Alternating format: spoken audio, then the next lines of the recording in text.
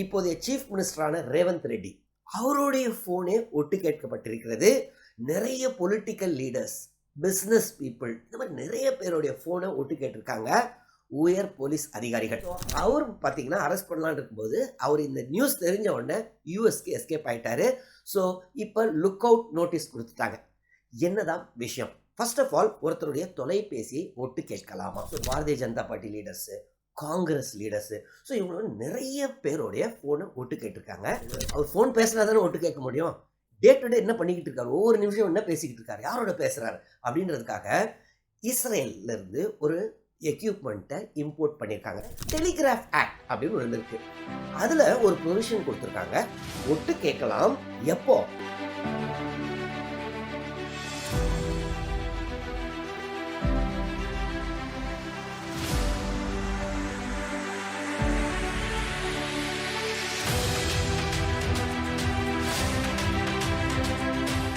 வணக்கம். இஸ்ரேல் ஜபசிங்.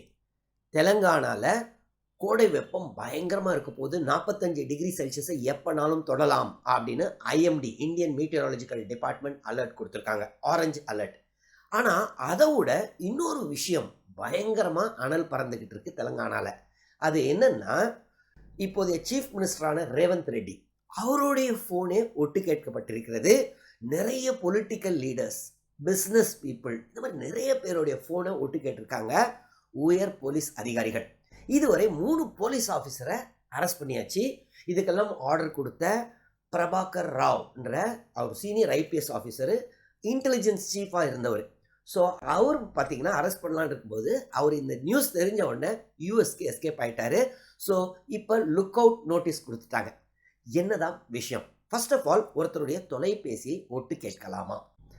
நம்மளுடைய Indian கான்ஸ்டிடியூஷனில் article 21 அப்படின்னு ஒன்று இருக்குது. அது என்னென்னா ஃபண்டமெண்டல் ரைட்டு. அந்த ரைட் என்ன சொல்லுதுன்னா, right to life and liberty. அந்த ரைட் டு லைஃப்பில் என்ன இருக்குன்னா, ரைட் டு லைஃப்ன்றது சும்மா ஒரு பயாலஜிக்கல் லைஃப் மட்டும் இல்லை, சும்மா உயிர் வாழ்கிறோம், சாப்பிட்றோம், உயிர் வாழ்கிறோம், அது மட்டும் இல்லை. It includes right to privacy. இது மாதிரி நிறைய ரைட்டை சுப்ரீம் கோர்ட் சொல்லியிருக்காங்க. முக்கியமான ஒரு ரைட் என்னென்னா ரைட் டு ப்ரைவசி. 1997 ஒரு கேஸ் வருது சுப்ரீம் கோர்ட்டில் தொலைபேசியை ஒட்டு கேட்குறத பற்றி. ஏன்னா டெலிகிராஃப் ஆக்டில் அந்த மாதிரி இருக்குது.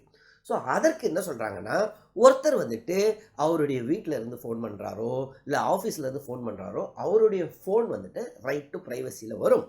அதனால் ஒட்டு கேட்கக்கூடாது அப்படின்னு சொல்லி ஒரு நிறைய கைட்லைன்ஸ் கொடுத்துருக்காங்க.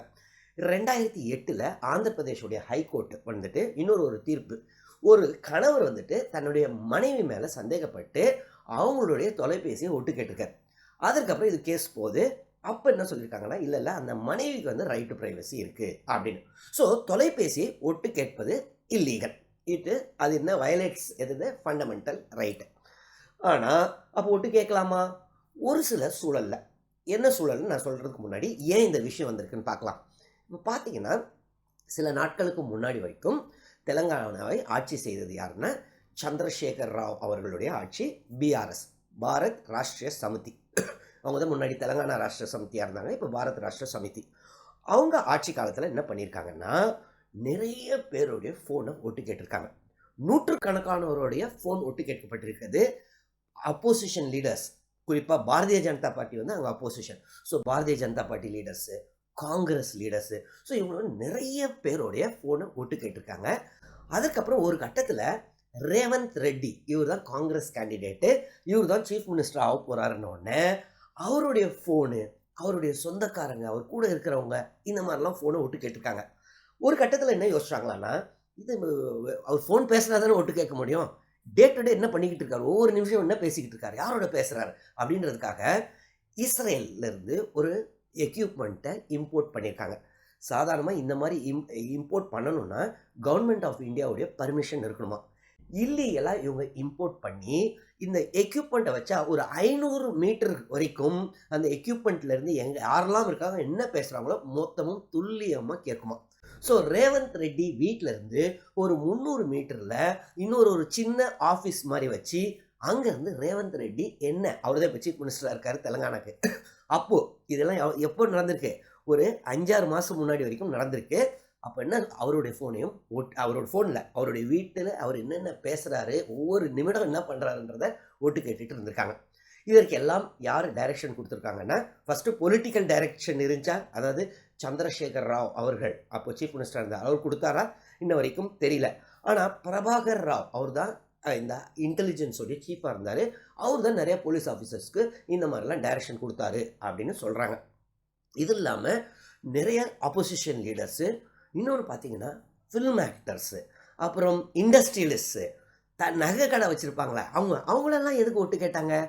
ஏன்னா அவங்கள இண்டஸ்ட்ரியலிஸ்ட்டில் என்னென்னா ஒட்டு கேட்டு அவங்களுடைய ஏதாவது ஒரு வீக் இதை ஐடென்டிஃபை பண்ணிவிட்டு, ஈவன் ஹவாலா புரோக்கர்ஸு இவங்களெல்லாம் போலீஸ் என்ன பண்ணணுங்க, இதெல்லாம் பண்ணாங்கன்னா ஒன்று அரெஸ்ட் பண்ணணும்.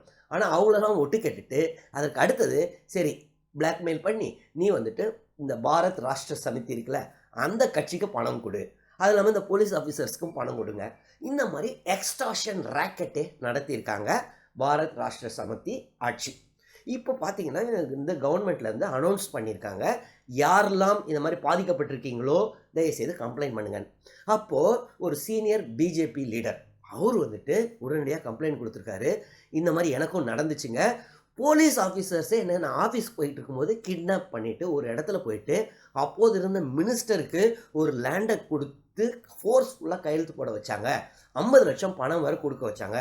அதுக்கு அடுத்தது நான் வெளியில் வந்தோன்னே கோர்ட்டில், ஏன்னா கவர்மெண்ட்டில் ஒன்றும் போலீஸ்கிட்ட போக முடியாது, போலீஸ்க்கு எதிராக தானே இது, அதனால் நான் கோர்ட்டுக்கு போனேன். அதற்கப்புறம் மிரட்டி கேஸை ஃபைல் பண்ணேன், நான் கோர்ட்லேயே அந்த கேஸையே வித்ட்ரா பண்ண வச்சுட்டாங்க, நீங்கள் தான் இப்போ நடவடிக்கை எடுக்கணும்னு ஒரு சீனியர் பிஜேபி லீடர் தெலுங்கானாவை சேர்ந்தவர் இப்போ காங்கிரஸ் லீடர்கிட்ட, அதாவது சிஎம் கிட்ட கம்ப்ளைண்ட் பண்ணியிருக்காரு. இந்த மாதிரி நிறைய பேர் பாதிக்கப்பட்டிருக்காங்களாம் இந்த எக்ஸ்டார்ஷன் ராக்கெட்டு. இந்த ராக்கெட்டு எப்படி வெளியில் வந்துச்சுன்னா, ஃபஸ்ட்டு இப்போது இந்த ஆட்சி வந்தோடனே ஒருத்தர் கொஞ்சம் ஒரு மாதிரி ஒரு டிஎஸ்பி லெவல் ஆஃபீஸர் வந்துட்டு கொஞ்சம் அவருடைய மூமெண்ட்ஸ்லாம் சரியில்லை, என்னவோ ஒரு மாதிரி இருக்காரு, அடிக்கடி கம்ப்யூட்டர்கிட்ட போகிறாரு, இந்த மாதிரிலாம் என்னொன்னே அவரை வேவு பார்க்க ஆரம்பிச்சிருக்காங்க. அதற்கப்புறம் அவரை அரெஸ்ட்டும் பண்ணிட்டாங்க. என்ன விஷயம்னா, அன்னைக்கு எலெக்ஷன் ரிசல்ட் வந்திருக்கு பார்த்தீங்களா, இது அதாவது தெலுங்கானாவில் காங்கிரஸ் தான் ஜெயிக்குதுன்னு, அந்த ரிசல்ட் வந்த நைட்டே என்ன பண்ணியிருக்காங்க, நிறைய ஹார்ட் டிஸ்கெல்லாம் இந்த கட்டர் வச்சு கட் பண்ணி ஹைதராபாத்தில் பார்த்திங்கன்னா மூசின்னு ஒரு ரிவர் இருக்கும், ஒரு நதி, அந்த நதியில் போய் போட்டிருக்காங்க. அதுக்கப்புறம் நிறைய டாக்குமெண்ட்ஸ் எல்லாம் எரிச்சிருக்காங்க. அதுக்கு அப்புறமும் ஒரு சிலது கிடச்சதை வச்சு தான் இதை ஸ்டார்ட்டே பண்ணியிருக்காங்க. இப்போ எல்லாருமே இந்த போலீஸ் 3 பேரை அரெஸ்ட் பண்ணியிருக்காங்க, 3 பேரும் கன்ஃபஸ் பண்ணிட்டாங்களாம், ஆமாம் இதுதான் பண்ணோம் அப்படின்னு. ஸோ இது வந்துட்டு சரி இது மாதிரி போலீஸ் பண்ணலாமா, தொலைபேசியை ஒட்டு கேட்கலாமா? சாதாரணமாக பண்ண முடியாது. ஏன்னா ஆர்டிகல் 21 ரைட் டு லைஃபு, அந்த ரைட் டு லைஃப்பில் ரைட் டு ப்ரைவசியும் உண்டு, அதனால் ஒருத்தருடைய கான்வர்சேஷனை ஒட்டு கேட்கக்கூடாது. அதே சமயத்தில் டெலிகிராஃப் ஆக்ட் அப்படின்னு ஒன்று இருக்குது, அதில் ஒரு ப்ரொவிஷன் கொடுத்துருக்காங்க, ஒட்டு கேட்கலாம். எப்போ?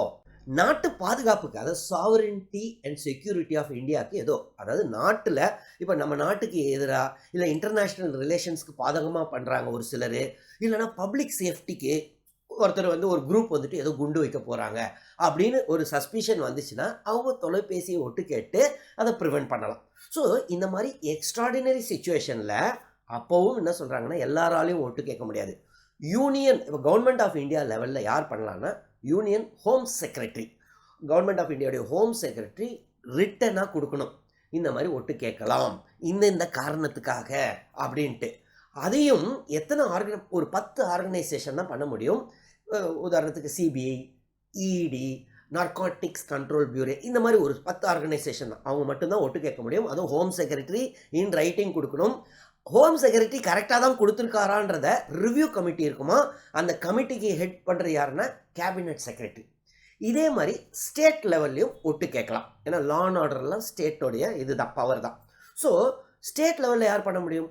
ஹோம் செக்ரட்டரி தான் பண்ண முடியும். அவர் ரைட்டிங்கில் கொடுக்கணும். ஏற்கனவே நான் சொன்ன மாதிரி அவர் கொடுத்ததை ரிவ்யூ பண்ணுறதுக்கு சீஃப் செக்ரட்டரி லெவலில் ஒரு கமிட்டி இருக்கும். இந்த தொலைபேசியை இந்த காரணத்துக்காக, அது என்ன காரணம்?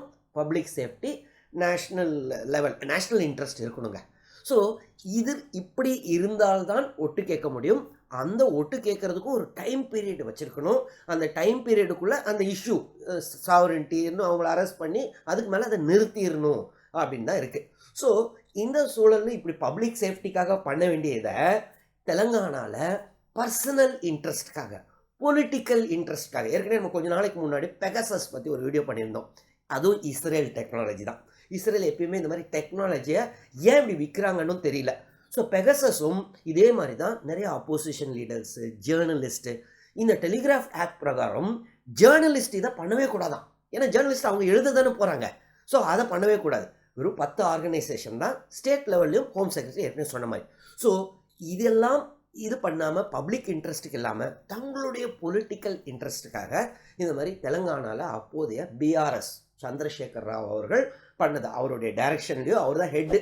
ஸோ இது வந்து மிக மிக தவறான இது எவ்வளோ இது ரொம்ப பெருசாக முடியும் அப்படின்னு சொல்கிறாங்க. நிறைய போலீஸ் ஆஃபீஸர்ஸ் அரெஸ்ட் ஆகக்கூடும் அப்படின்னு சொல்கிறாங்க. இது இல்லாமல் நிறைய பேர்கிட்ட எக்ஸ்டார்ஷன் நடந்திருக்கு. பிஸ்னஸ் பீப்புள்கிட்ட, ஹவாலா கிட்ட நிறைய பேர்கிட்ட எக்ஸ்டார்ஷன் பண்ணியிருக்காங்க. ஸோ இது ஒரு மிகப்பெரிய இதாக தான் வெடிக்க போகுது அப்படின்னு எனக்கு தோணுது. இந்த வீடியோவில் உங்களுக்கு ஏதாவது டவுட்ஸ் இருந்தால் கமெண்ட்ஸ் எழுதுங்க, நான் கிளாரிஃபை பண்ணுறேன். தொடர்ந்து இந்த சேனல் மூலமாக சந்திப்போம். நன்றி, வணக்கம்.